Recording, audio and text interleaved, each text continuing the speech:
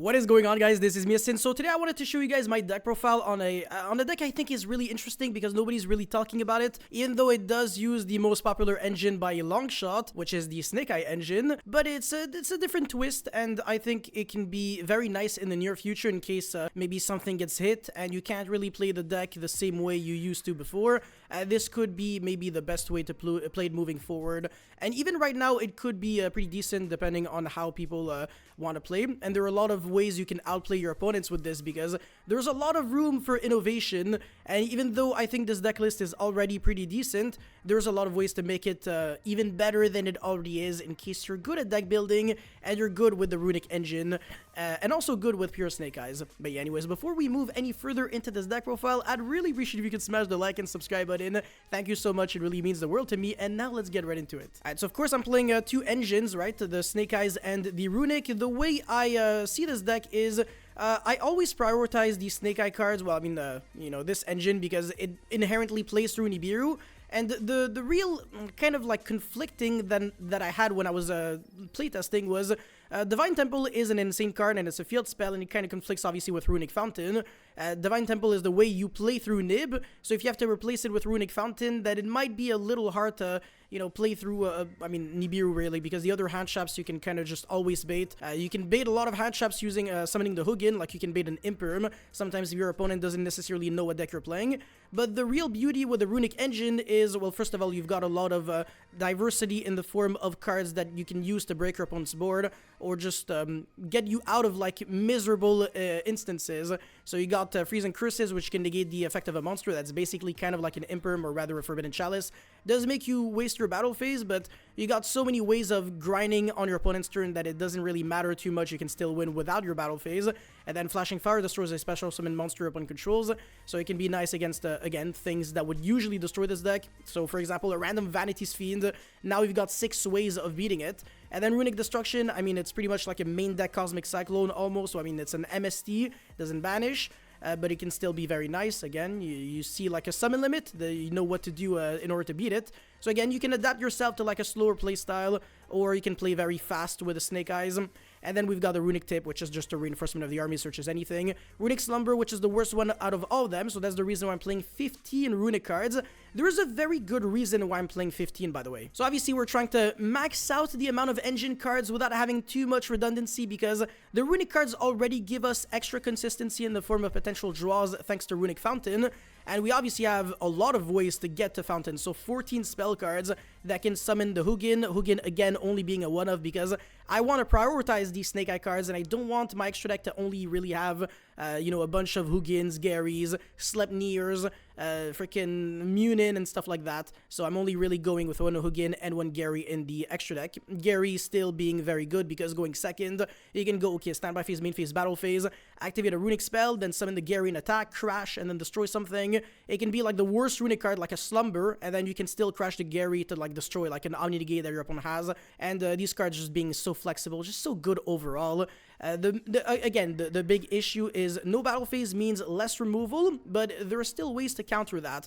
So my idea was, I'm gonna play the Sinful Spell of Subversion Snake Eye in the main deck. You can either set it with Diabellstar or search it with Populous, and then this is going to be able to kind of just remove one threat from your opponent. So yeah, by the way, all of this deck just beats like the shifter decks really well, because the Runic cards, even though they get banished off of Shifter, they still allow you to survive really well. So if you go first and you get shifted, then at least you can set a card that basically just beats Robina completely. You don't have to go into Fountain every single time. I only go into Fountain when I don't have access to my engine and I need to draw cards.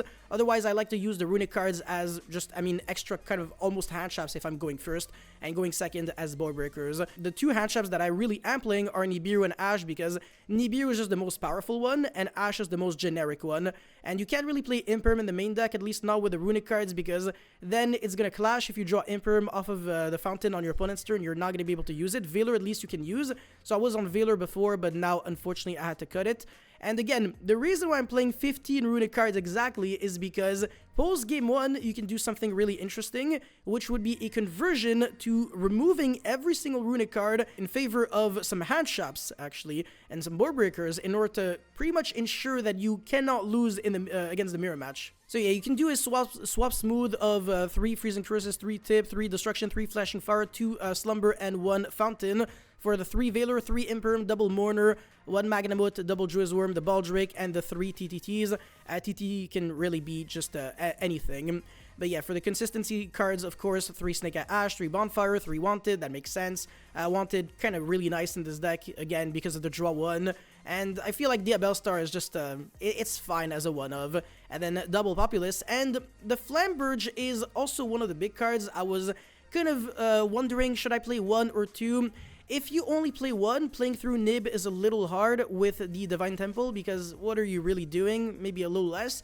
And to be fair, in the Runic build, Flamberge doesn't really feel like a brick, because even if you draw it, you can still go into like the Hugin and then discard the Flamberge and revive back 2 monsters. So at any point, drawing Flamberge doesn't necessarily translate to like a brick, and that's a beautiful thing about this version that the pure Snake Eyes deck doesn't necessarily benefit off. And the Snake Eye Oak is also very interesting, because let's say you draw Oak with like 4 runic cards or something, and you don't even draw into like anything else off a fountain.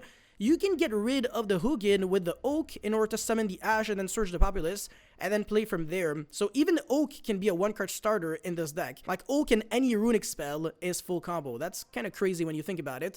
And again, same logic with original Sinful Spell Snake Eye, with like, it could be like a runic fountain, or again, any runic card gets you there, so that's really nice. And again, like if you search the runic fountain once, either with the tip or the Hugin, once you get it in the grave, then you can always go Gary, recycle it back. So even if you have to replace it with Divine Temple, it doesn't really feel like you're going neg, because you're getting it back anyways.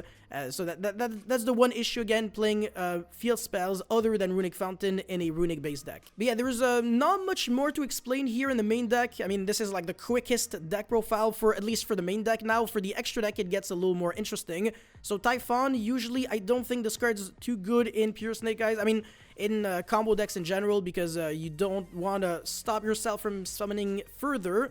But in a runic-based strategy, again, no battle phase, and your opponent, I mean, you can, like, even if he makes like a half board, then the Typhon is playable, or he can break the board and then go into Typhon, even using the Hugin, and that's nice. So this card is good specifically because of this package.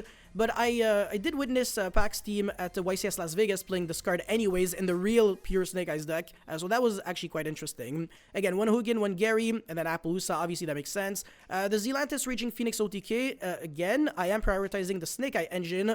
So if I have runic cards that I don't necessarily have to use, then I don't have to use them, right? I'm still playing a Snake Eyes deck. So this OTK, even though it does use the battle phase, it's not too bad. Double Princess, and then Hita, the Dark, because obviously every single level 1 monster is a Dark monster, or a runic monster can go into Gary, and then you can summon Dark, and then revive back your opponent's Diabell Star, and then play from there. Double Hita, because in the grind game, the second one can come up, but whatever, worst case, you can just cut the second one. And then double SP Lone Knight could also be 1 SP, 1 Nightmare Phoenix. That could also make sense. It's just that Phoenix makes you discard a card, so if you don't have a battle phase, then it defeats the purpose. But SP Lone Knight, I mean, it's perfect in a runic deck because you don't have a battle phase anyways, and all of your runic cards summon a fusion monster, so that always get you the bonus effect of SP Lone Knight to banish a card on summon. And then finally, IP Masquerena and Link Rebo, these cards are staple in any Snake Eye strategy. And finally, for the side deck, so I'm playing 3 Effect Veiler. Obviously, again, it's really nice with Runic Fountain, but usually I would be siding out the runic cards going second against the combo decks. So that I can have space for more some more hand traps rather, or board breakers. I mean, triple Tactic Talents is a decent one, and then obviously 3 Imperm, double Mourner. It's a worse card than these two, so that's it's never the priority. And then 4 Bestial Monsters, insane against the Bestial deck, but also really good against Despia, and somewhat good against Silent Forcer as well, Voiceless Voice. And then finally Triple Tactic Talents, so another card that's really good against that deck. So honestly, I feel like you're covered for just about anything. Like, you play against Flunderies, you're playing runic cards, so you're fine. You're playing against Voiceless Voice, you got Bestials, Triple Tactic Talents, and even the runic cards aren't like necessarily garbage, because you do have the Runic Destruction for the barrier, and then the Runic Freezing Curses for Diviner or Novox. Again, Runic Tip can be anything. And against like Despia, you have the Bestials and some other hand traps if you really need them, like Ghost Mourner for a branded opening into a Lubra on draw phase, Imperm for a Luber or whatever is summoned off a branded fusion, like Lubellion if they don't have branded in red. That can kind of hurt. Yeah, I mean, Veiler is just, again, there so that you have more coverage and more hand traps in case you really need them. So